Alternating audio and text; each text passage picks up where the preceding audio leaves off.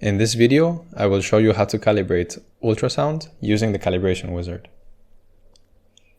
First of all, we need an ultrasound image stream and a live tracking stream. We can select both, right-click, ultrasound, calibration wizard. This will show the calibration wizard dialog. As you can see here, you can select which instruments you want to calibrate. We can center the view on the current instrument, and we can move it to visualize the movement. We can see it's currently uncalibrated. To start the calibration process, you can press on Next, and it will prompt you a series of movements to calibrate.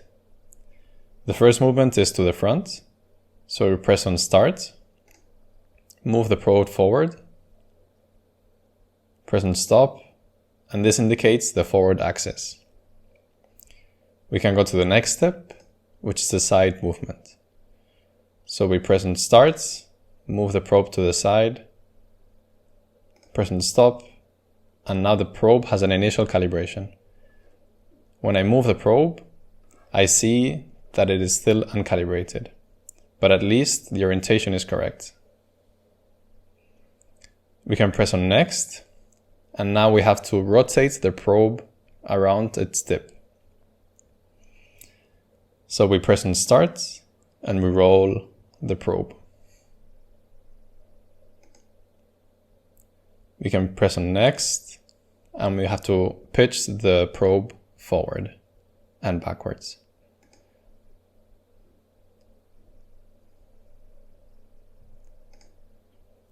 Finally, we have to yaw the probe around its center. Press on Start, rotate, press on Stop. The next step is to check the symmetry. We have to touch the left side of the probe with our finger. As we can see, the image currently matches the shown image. Otherwise, we would have to press Flip. We can proceed and verify our calibration. When I move the probe forwards, to the side, and up, I can see that the probe is correctly oriented. And when I rotate the probe around the center, it is also calibrated. This is an initial calibration, and it's approximate. The next steps will help you achieve a better calibration. If you want, you could return right now to the suite. But we will proceed with the calibration. For these steps, we need a water bath with some object inside.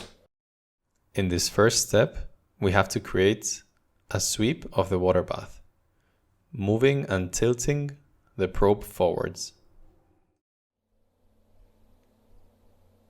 I am using a 3D printed surface that we will see at the end.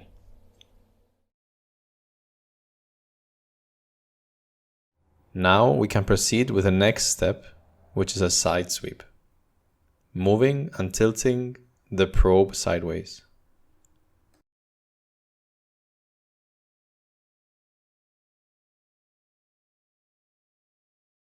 Once acquired, we can proceed to the last step, which is an automatic temporal and spatial calibration. At the end of the calibration process, we can see the two sweeps we just acquired blended together with red and blue. We can use the frame bar to sweep across the frames, and we can see that the red and blue lines are overlapping. This is a good sign that the calibration was correct. Maybe I can focus in here. This red line and this blue line overlap. We can see them more clearly if we adjust the blending. This is the first sweep, and this is the second sweep. And they should match because the object is the same.